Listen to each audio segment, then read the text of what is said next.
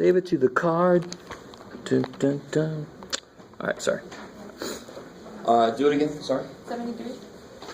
I know it's like the same format. 73. Where? It's like the page, like right above it. Oh. I don't know if I can make it to this.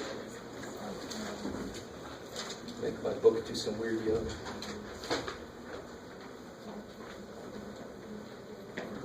All right.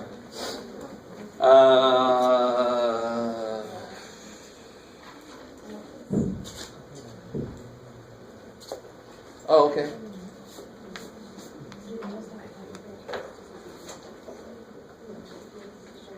Oh, okay. All right. So they have. Okay, good. So everything here should be okay, right? Let me unfreeze. Unfreeze. Everything here is okay? Yeah. Okay.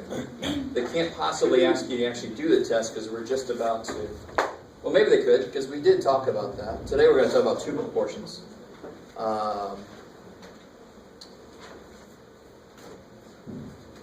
Blah, blah, blah, blah, blah, blah, blah, blah, blah, blah. So where did we start having trouble then? I had trouble because I couldn't find, I don't think sigma was given. Or if it's kind of Oh, okay. There was All no right, standard so deviation. you ready? So remember, for NP-cube hypothesis tests, this is something we talked about for the first time last time, the Z-star formula, the only real big difference is two of them. I can't just say n is greater than 30. I have to check NP and NQ. Yeah. Secondly, the Z-star formula is this.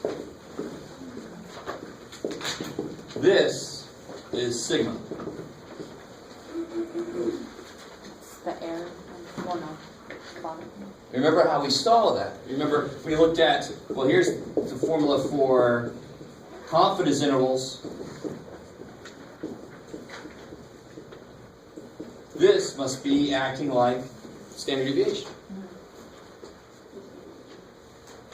Does that make sense? Yeah. Okay, cool. What's the bottom is sigma? Yeah, exactly. Right? Because what's the Z-star formula for means? Well, it's, so the bottom is the standard deviation. I like it. All right. Is that cool? Yeah. Okay. Okay. I just didn't. All right, anything else from homework? Yes? How do you get p-value? Oh, whatever your Z-star is, you look at it, and you get the area in the tail. So if it was positive, you'd have to do 1 minus, because you want the area in the tail it makes, right? So ours was negative, so what area does it make in the tail? If I look it up, I get this. And look it up in the Z-score chart, you get that. If it was positive, I would get 0.99 something. I'd have to do 1 minus. If it's up here, and I look it up in the chart, I get all that. I just want the area in the tail. So the p-value is the area of the tail that your Z-star makes. If it's a two-tail test, you double it to make it fair. Yes? And you always get the p-value, or is that only when you use Z-scores? Yeah, for me, I'm just going to make us do it when we get Z-scores. Okay, but not for T's. For T's, you could estimate what it is because the chart is nowhere near as precise as the Z-score chart. So, for example, let me borrow your T-score chart again. Okay.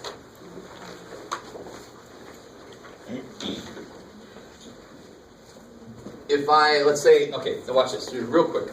I don't want to spend too much time on this because it's not that important. Let's say n was 11, so degrees of freedom is 10. And my T-star that I get, let's say alpha is, it doesn't matter. The T-star I get is, let me say, 1.98. And this was now I do have to tell you this, let's say this is a one-tail test. Now let me just show you this. This is a little weird. It's really hard to find any T-score I want because this only gives me certain T-scores. Do you guys see that? Right, obviously. So if I have a T-star of 1.98 at 10 degrees of freedom, there's 10 degrees of freedom. Where's 1.98? It's in between what?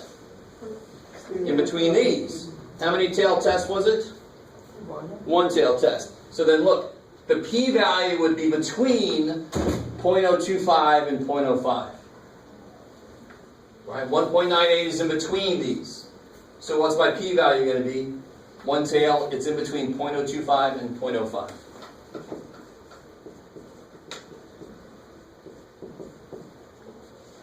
Because the t-score chart is a lot less detailed than the z-score chart. Because to make this as detailed, for every degree of freedom, you would need its own z-score kind of looking chart. Right? That would be a giant book of charts. They decided not to do that. All right. So one more. If n was 27, so degrees of freedom is 26, and it was a two-tailed test, and my t-star was what do you want to say, Jeff? I don't know, Jeff, man. Let's say 2.79.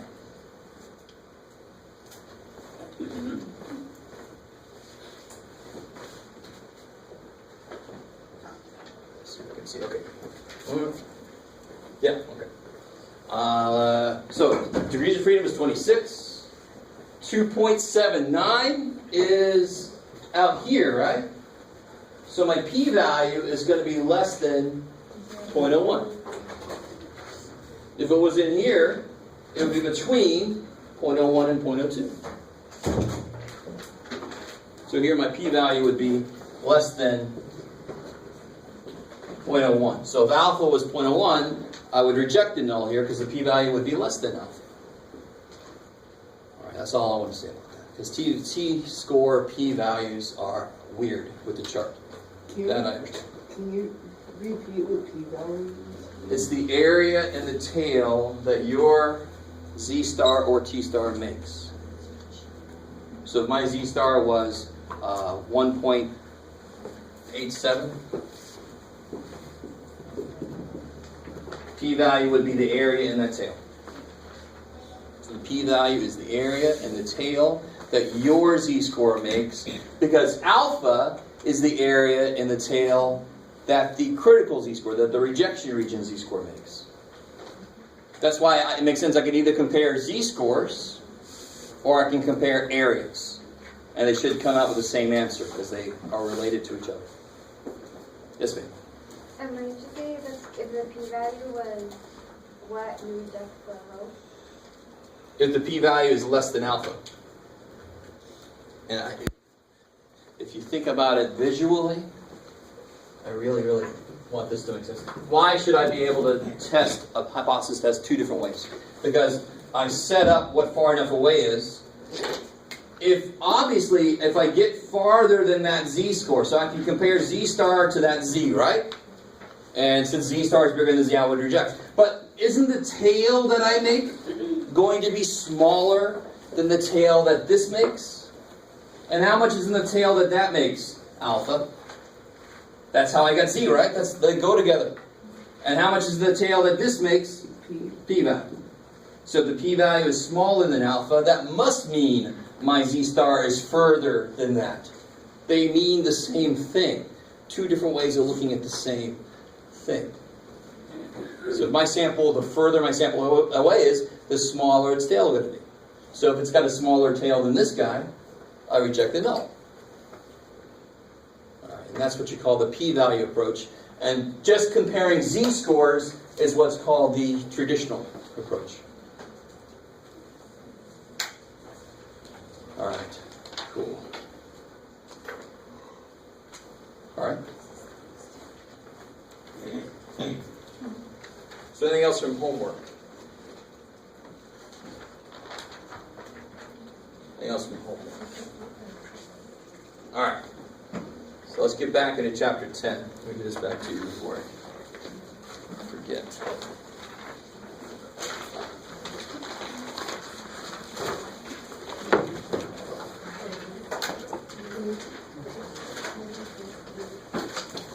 So, last time we looked at the difference in the test if I'm looking at two samples, not just one sample versus some known mean. Right? So last time we did this.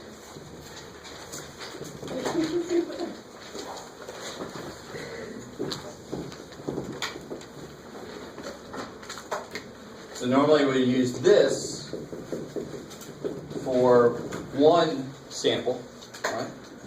And why does it make sense it's for one sample? Because I look in the formula and I see only one sample in it. It's kind of a giveaway. So the one that's for two samples, the formula has to be bigger, because now it needs room for two samples worth. So this is the Z star formula we came up with yesterday, or T star, it doesn't matter. Let me put S's in here. I think it's a T. This is what happens normally. So that's the formula we came up with. Not yesterday, but you understand what I mean. So the steps, there's still 5 steps. The steps are all the same, right? But now when you get to step 4, you're going to make your T or Z star, you're going to make it using this formula. And if you knew sigma, you would use Z. There would just be a sigma here. That's the only difference then, right? For two samples then? Yes, this would be for 2 samples. I love it. Kick ass. Which makes sense, because how many samples do I see in there? 2 of them. Hey, kind of a giveaway. I like it. Yes, ma'am. So you have it for Z star. Could you use that for T star as well? Sure. In fact, I made it a T star. So that would have a sigma there, and that has an S there, right? But I call Z star and T star the same thing, because they both actually are the same thing. They both just measure how far your sample got, right? Just one uses a different standard deviation than the other, but they're the same thing. Okay.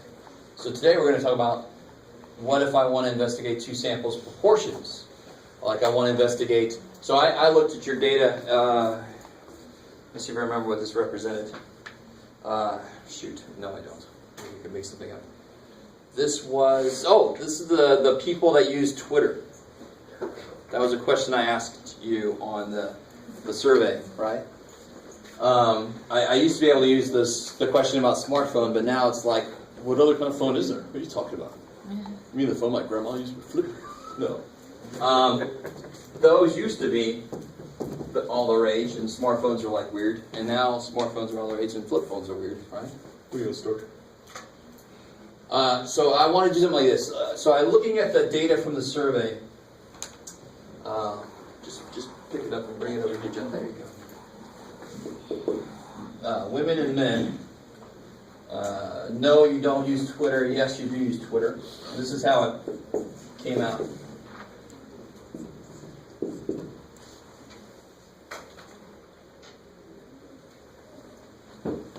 So now I have 2 populations represented by these 2 samples. I have the population of women and I have the population of men. Now, getting past the fact that my samples suck, not because you guys suck, but because you guys are a convenience sample, obviously. It was remarkably convenient because I just waited for the internet to bring me the results. Oh, thank you, internet, right? I didn't have to do any work. It was awesome. Just made the survey. So let's call, in this case, we'll call females, we'll call them population 1. And men, we'll call you guys, us, population 2. I don't think I threw myself in there. That'd be a big old no. I haven't really gotten on there. I don't know. I seem to be living okay with that. Alright. So what do we got going on here? So let's say, what kind of a claim can we make? Let's make this claim that there is no difference. Our claim is there is no difference. The percentages are the same for men and women using Twitter.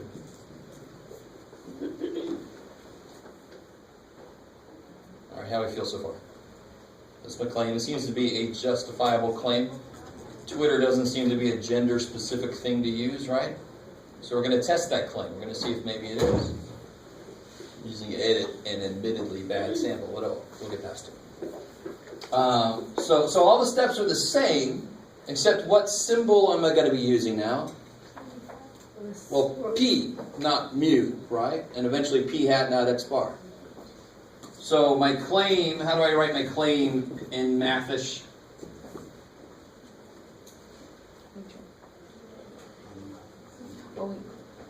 Here's it in English. Oh, P. So I think P1 Equals P2. Equals P2. So which one's that going to be, of course? No. The no. And the there. The alternate, the H1 is going to be P1. Does not equal P2. That's crazy. So how many tail tests will this be? 2. 2 tail tests. I love it.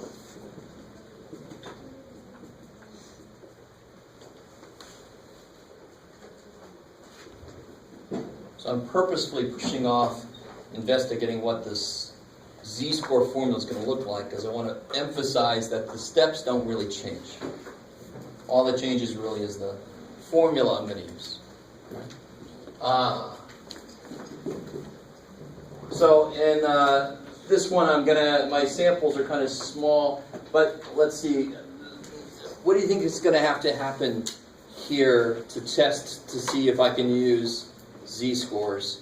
I actually have to check NP1 and Q1, NP2 and Q2. Do you guys understand what I'm saying?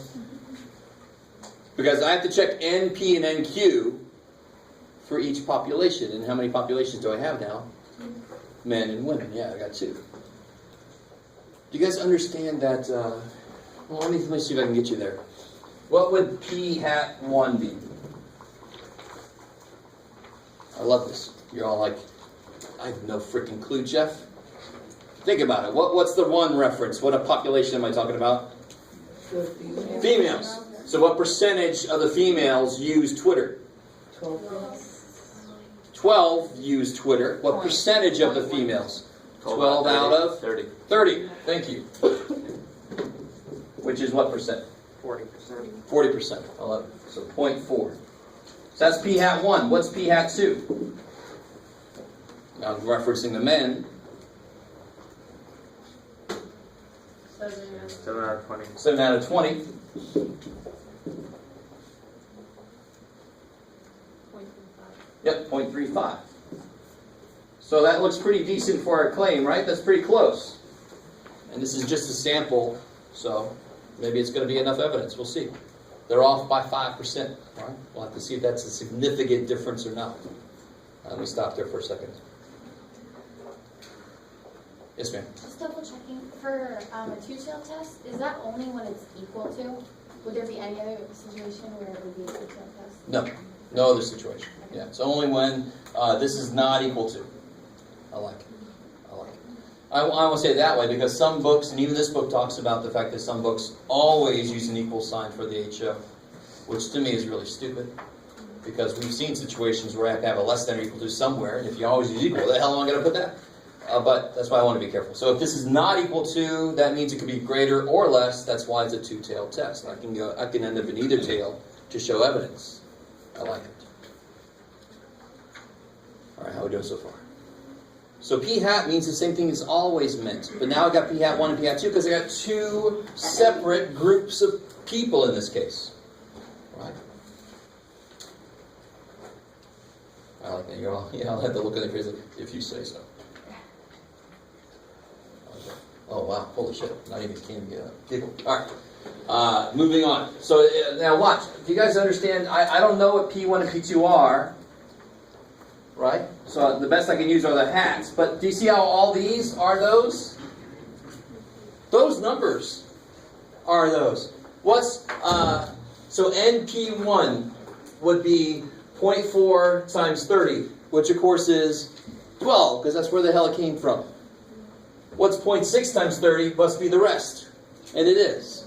So even if you forget that, you can just see the freaking number. Those are the answers for that. Even if you forget it, you just do the work and you get them. And you're like, oh, whoa, those are the same answers. So all of them are what? In order to be normal, they all have to be greater than 5. Yes, and they're all greater than 5, greater than 5, greater than 5, greater than 5. Check all the way around. So then I can use what? Z-scores, right? If they weren't, if one of them, at least one of them was not greater than 5, I can't do anything. Because then I'm not guaranteed to have a normal enough distribution. These are all normal. These all show that they're normal enough, so z-scores can be used. Yay! All right, and the crowd goes apathetic. All right. But do you see how the format is the same? The first statement is, just tell me what the hell you're trying to talk about. The second thing is, what are you going to use? Well, sometimes you'll say it's greater than 30. If you're talking about means, sometimes you have to say NP or various NPs and NQs are bigger than 5 if you're talking about percentages, right? But that's this number 2 step is the same purpose. Can you use z-scores or something else? If this means, I might use z-scores. If it's an NPQ problem, it's z or nothing. Okay, third step, same always. Set up my rejection region. So you guys pick an alpha for me. What do you want to use as alpha?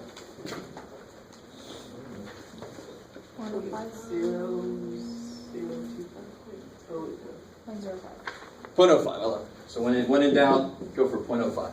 Kicks ass. I like it. Alpha's 0.05. It's a two-tailed test, right? I can use z-scores. That's all I need to know. Some of you guys might scare yourself because some of you might actually know what those z-scores are without looking them up. The rest of you are like, I'm never going to scare myself like that, Jeff, so it's fine. I'm okay. Does anybody just know it? That would be related to a 95% confidence interval, right? 1.645. No? 1.96. 1.96. 0.05 two-tailed test. Two-tailed test. So if you're looking that up, you've got to look at two-tailed. It should be 1.96. The empirical rule has said 95% was between roughly -2 and 2, right? It was within 2 standard deviations. So that's related to that. Let me stop here for a second.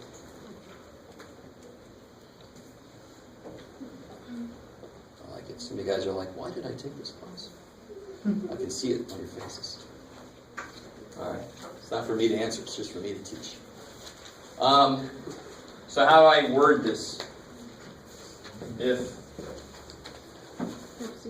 This is greater than 1.69. greater than 1.96, or Z star is Less than less than -1.96, we can do what?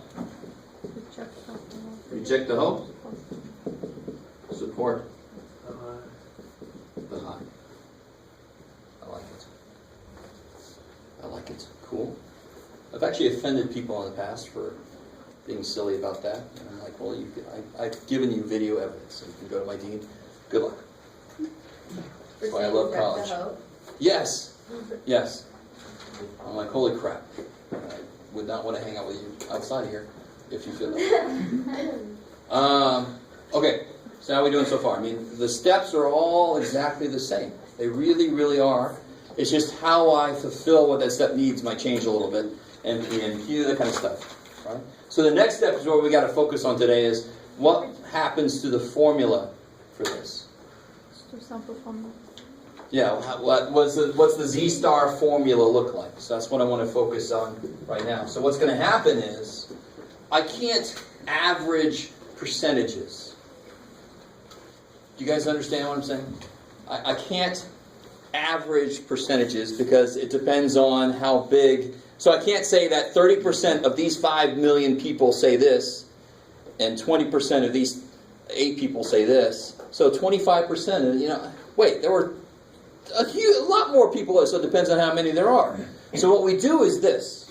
And I got to get used to this book's notation. The formula is going to end up being this. It's going to end up being on the top is going to be what we expect. So far that looks good. The difference between the two proportions, right? We expect that on the top. Just like x bar 1 minus x bar 2. We want to see the difference between what we saw. Here's where things get weird. Now they get really weird. Now I got to see if I remember this. It's been a while. Let me see that right there.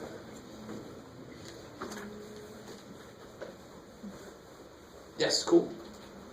Is that a C? Yes. So we got to talk about what that means. And to be honest, I like the symbol that the other book, the very freaking expensive book that I used to use, it used this symbol, which looks like the average percentage. But like I just said, you can't average a percentage. So maybe that's why they decided not to use that symbol. This is what's called the pooled percentages, or pooled proportions. So what I want to do is I want to get an estimate for what the population standard deviation is. So let me see if you guys kind of see what I'm talking about here. How do we get p hat 1 and p hat 2? We separate them into females and males, or whatever we're going to separate them as. Older than 30, less than 30, whatever the populations are that we're comparing. Right? Took the new drug, took the old drug, whatever.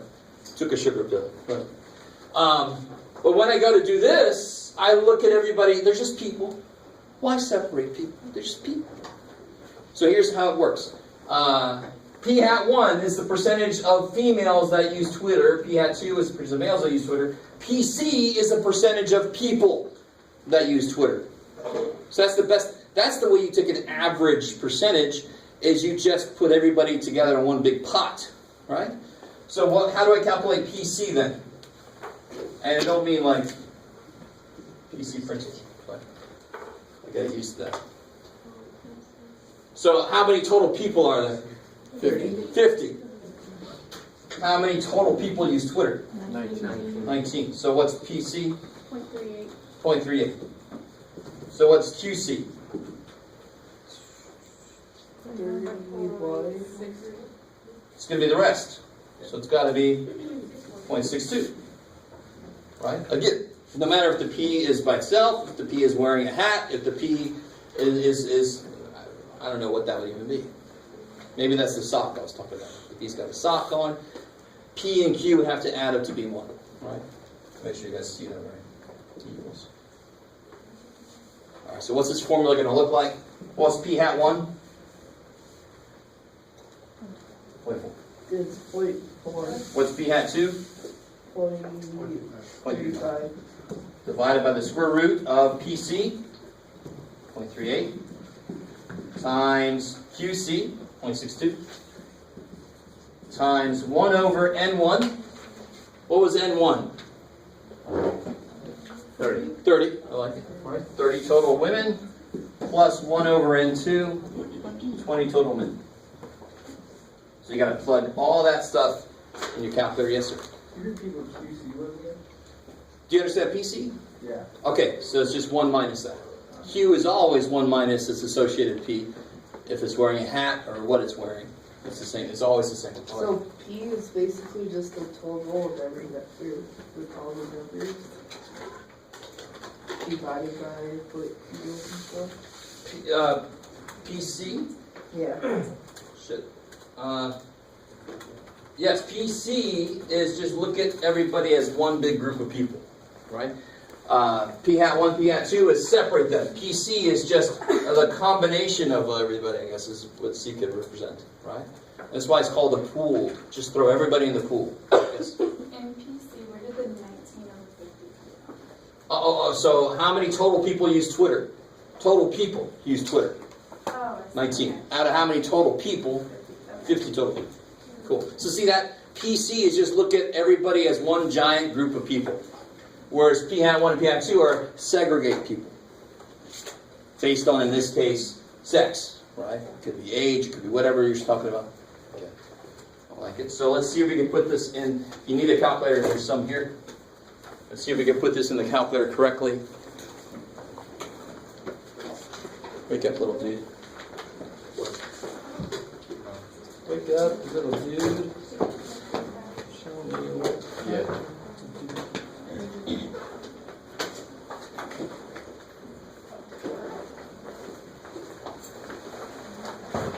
You want me to grab you?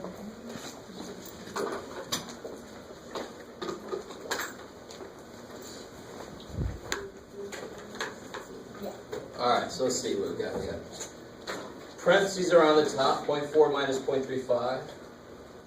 No tangents, got other tangent. A row tangent comes out of nowhere. Divided by the square root. So I got the older style calculator, right? So I have to not close my parentheses. Some of you guys have where the square root symbol just gets bigger, which is nice because then you can just see what's in the square root. It's too bad for me, I don't have that. So I got times 0.35. So square root of 0.35. Oh, sorry, 0.38. I can almost read my own writing. Times 0.62. Times parentheses 1 divided by 30 plus 1 divided by 20 closed parenthesis, closed parenthesis. Right, that parenthesis, close that parenthesis, close that parenthesis, parenthesis. 0.356. Yeah, is that what we got? Yeah.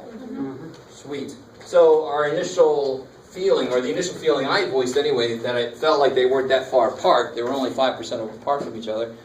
Relatively small sample size though. But it comes out to be, is that significant? Did we find evidence? How far did we have to get? Yeah, how far did we get? We got 0.36. So it looks like the middle's right where it's supposed to be. And what does that mean, though? What does that mean here? Did we reject Denal or fail to reject Denal? Which one? Failed to reject. Totally failed. We didn't make it far enough. We didn't make it into the rejection region, so we failed to reject. So, sorry, this is 0.36, right? So we fail to reject the hope. Fail to support the high. Which one is the claim? The ho is the claim.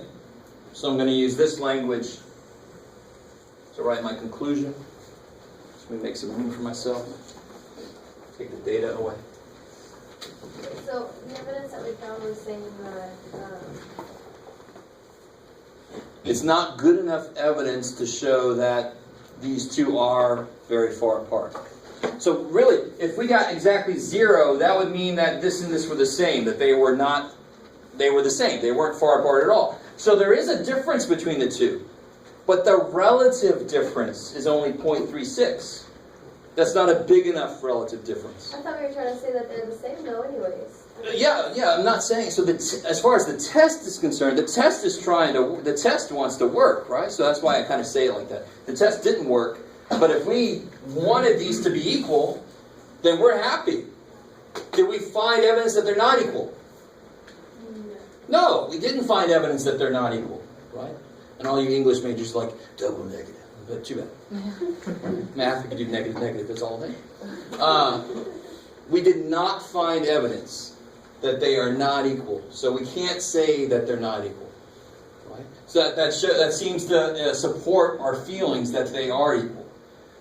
Right? But what we can say is we just can't say they're not equal. So how do we word this conclusion? We have not found. We have not found. Good rejecting claim. So that is what failed translates into, right? We have not found sufficient evidence to reject a claim that the percentage of male Twitter users is the same as percentage female Twitter users. So if we think they're equal, this does not prove that they're equal, but it's good news for us because they failed to prove that it wasn't equal. So how could you prove that it is equal? It's impossible.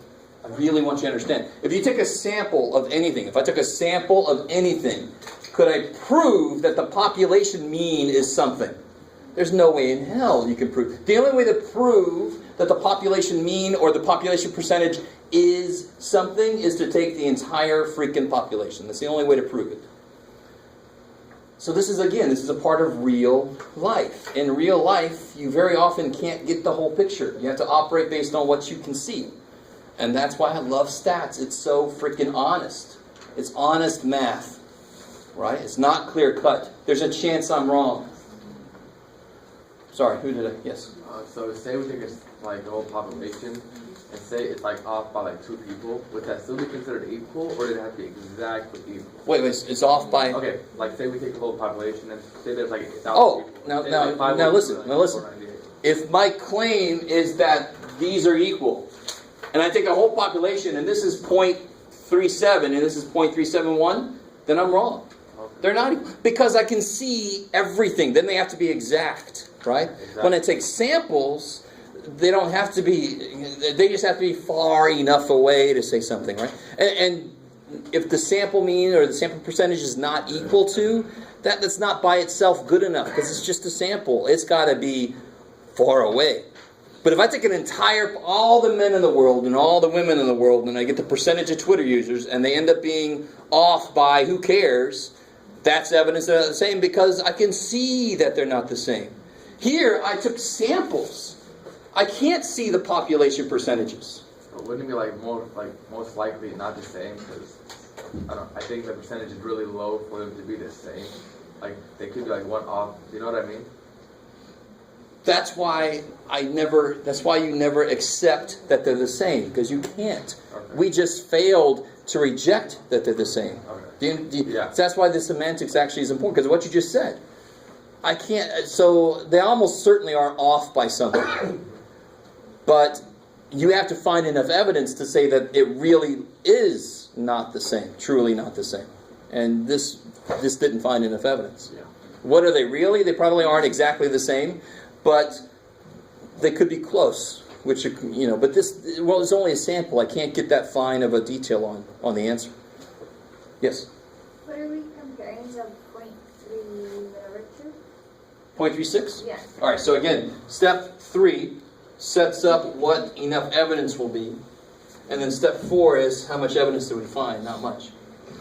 We only got 0.36. We only got here.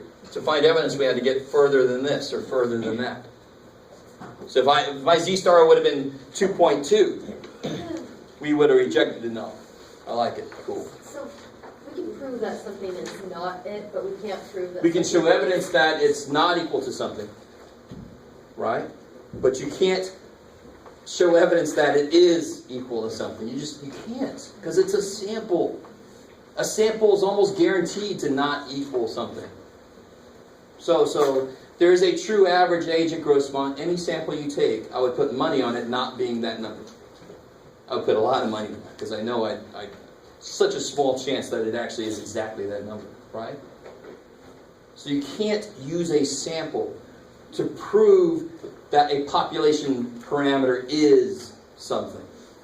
That's why the area of proof deals with it not being equal to something. That's why H1 never has an equal sign in it, because it's what sets up where my proof lies. Maybe. Okay, all right. You're all at least looking my way. Some of you guys have a migraine. I'm sorry. It might have been stats induced. All right. Okay. So do you guys? I mean, this feels like exactly what we've been doing, right? This is exactly what we've been doing. That's different, but it still finds how far apart these are. That's its job, right? All right. So that's section 10.3. Let me see. I wanted to do this. I said earlier I was going to try to do this. Let's see what we get today. Every now and again I do this just to see what I see. No, Jeff, you gotta... I use the interface. Okay. So you put studies, and you put last week. Cutting sugar improves kids' health. That's in 10 days. Whoa. Gender integration. Whoa. Hello. Talk about controversial. 978-page report. No, we don't have that kind of time. Let's see.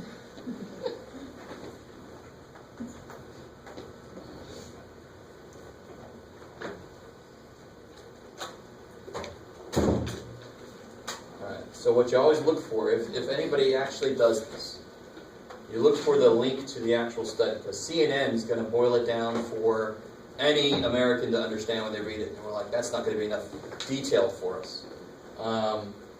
Go away, whatever CNN is trying to do. So is there a link to the study? Let's see. Yes. And a lot of times, this is frustrating, but a lot of times you're going to get to a point where they say you got to pay money to see anything further. And I love when that happens. Let's see if we can see something. I like, look. Oh, sweet. All right, Jeff. All right, geek man up here. I'm the only one that... All right, sorry. I'll be all right. Oh, shit. They're going to call me and say, are you okay? All right, let's see what we can see. Do you see anything up there that looks familiar to anything? Yeah. Yeah. So you can see how there's no alpha. Like the only one that's not maybe strong enough is that one. Somebody might say, and I we'd have to really get into the whole weight reduced. I don't know. We have to really, obviously, any study you pull up, there might be some like reading you have to do to understand what he's trying to say. But what I want to point out are obviously these. And look at this. What do you think this is? Yeah, that's a confidence interval kind of thing going on, right? So that's telling you the evidence that this shows. And again, we have to look into it. I'm sure some of this is reduction in diastolic blood pressure. So if you reduce your kid's sugar intake in 10 days, there was a statistically significant change, a reduction in blood pressure. And how do I know that? Because that p-value is so damn small, right? It's so damn small. So the reverse of the normal. So it's like only 0.02, you can do it, Jeff, 0.2% chance that I'm wrong about that. And that's really better than I'm used to, right? Do you guys understand what I'm saying? So this is what I mean. In the real world, you're not given an alpha. Of course you're not given an alpha. You make your own alpha up. And if you are a nuclear worker and the situation means you might blow up, your alpha might be pretty big. You want it to be easy to not pass the test, so you actually get up and go, let me go check on that. Before it gets to the yellow even. I'm like, that needle's getting really close to the yellow. So what, man? I'm just going to go take a look. Right? That's what I would do, shit. Right? I don't know if you guys are understanding what I'm saying. So that's why they only report the p-value, so you can tell yourself if it looks significant or not. So that piece of it might, for a lot of people, that's not going to be good enough. Because maybe their own alpha, their own personal alpha is 0.01, and that just didn't pass. But everything else, definitely, everybody else would say that's good. All right, I like that. That's like actual success for me. Normally, I try to show somebody on something, and I can't find a damn thing. But this is really interesting because you can stay on top of all these recent studies. Your cat may want to kill you. That's Makes sense. probably they're just not capable of it, especially if you declaw them. Well, like I see cats as maybe being little stewies, little I'll get you. Anyway, so let me not just watch this. I was looking to see this. Antarctic ice growing, that's always good. I like that. Right? So our oceans don't come up and kill us. Because our cats will get the job done. It's just a matter of time. So, here's the last thing to look at then. Section 10.4. And, yes, sir. What's the first one? Text that you may have found evidence. Alternate parallel universes. Dude.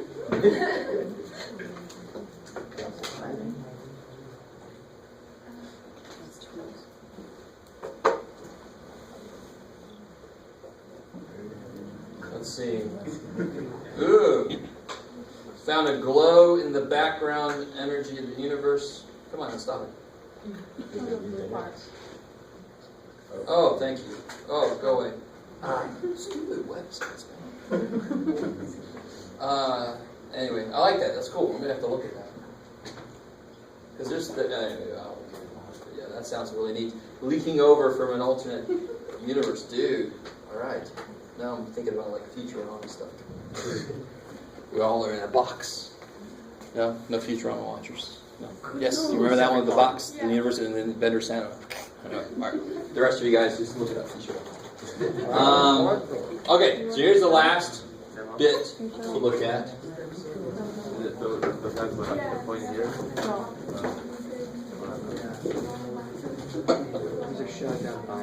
You're going to need a calculator for this.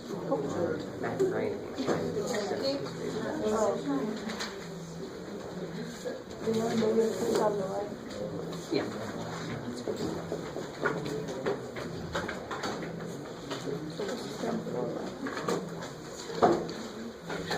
Alright, so let's just make something up real quick. So let's say I do a class to help people get their grades up, right? So pre means before they took my class, before they took my little seminar, right? Let's say this is a bunch of grades. So the difference with section 10.4 is that it's got matched, or what's called paired data. They have to go together, right? So, but here's the beautiful part. You just gotta, thank God there's no new real formulas here. Right? You'll see what I mean in a minute. We just have to create what the real data is that I want to look at.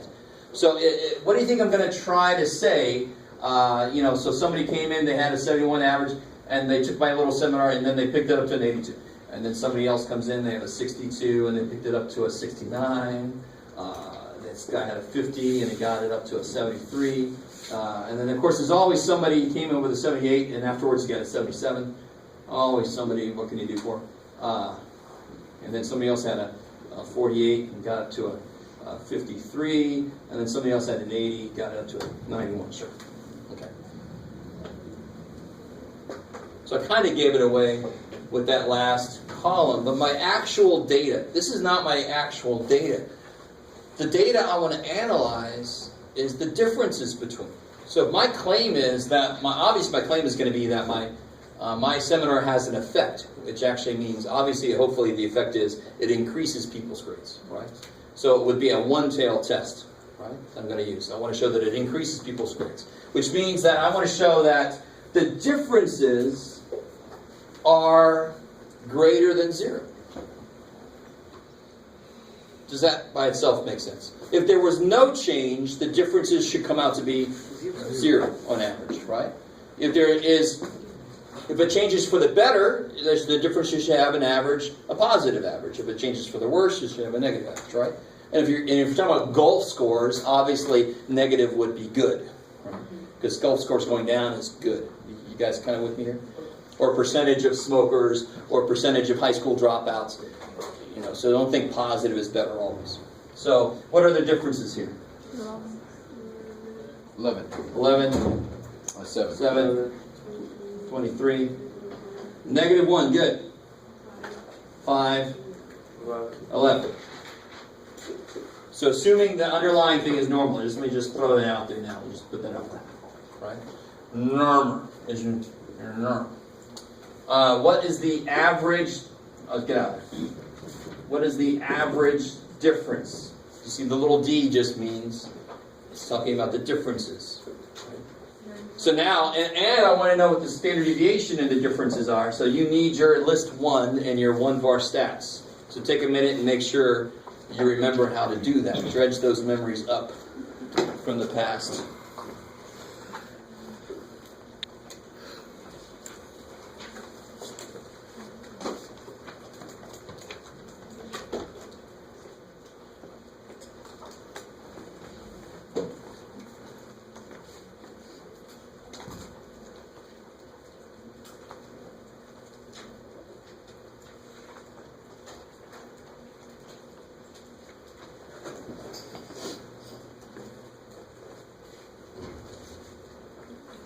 Well, I guess I can.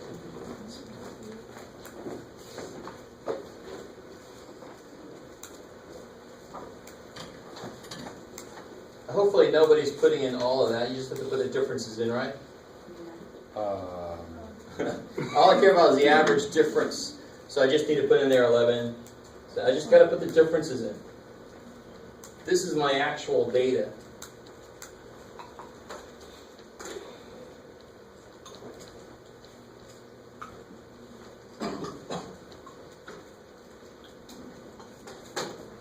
Stat calc, 1-var stats.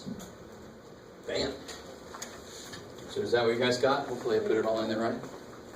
So the average difference was 9.33 roughly.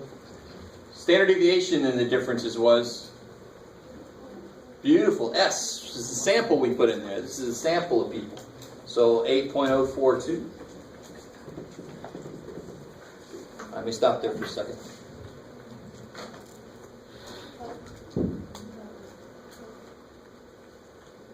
So earlier sections could say, here's a sample of braking distances for these brakes. And you would put them in L1, you would do 1-var stats on that data, and then you get the average so forth. The only difference with 10.4 is the numbers they give you is not the data you want to use. You got to first figure out the differences between them. That's the data you want to use. And then you throw that into the list. And then all the steps of the hypothesis test are the same. That's why 10.4 is like, should have been done earlier. It's the same. It's the same. It's almost too good to believe. So, again, my claim here would be that, what was my claim? I increase, averages increase. And another way to say that is the difference would be what? The average difference would be greater than 0, right? So to really put that in the math, the average difference greater than 0. So if I was putting on a golf clinic, I would probably claim that the average difference would be less than 0. I want the scores to go down.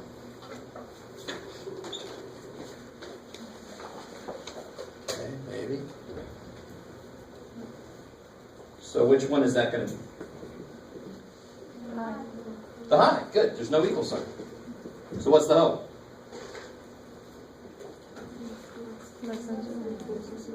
Yeah, see, I mean, we have all these different situations, but the steps really don't change a lot. The idea behind the steps remains exactly the same, all the time. The actual workings of them change very little. So this is step 1, like always.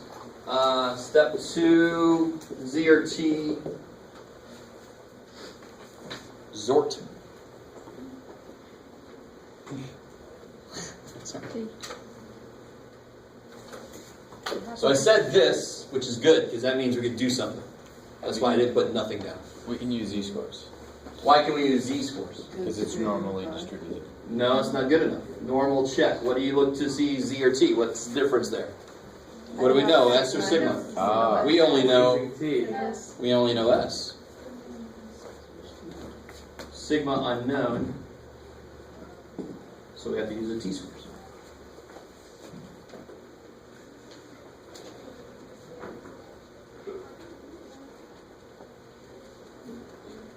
How many tail tests was this going to be? One tail. So we know that from the beginning. So the third step, as always, what's your rejection region going to be? Stay with me. Let's use alpha equal to 0.01. Sure. What do you think my degrees of freedom are? What do you think N is? How many people are actually up here? 6. Good. Don't say 12. This is one person. This is one person, right? So there's 6 people. Right? So degrees of freedom is 5. Alpha is 0.01. It's a one-tailed test. That's all you need to figure out the t-score for the rejection region.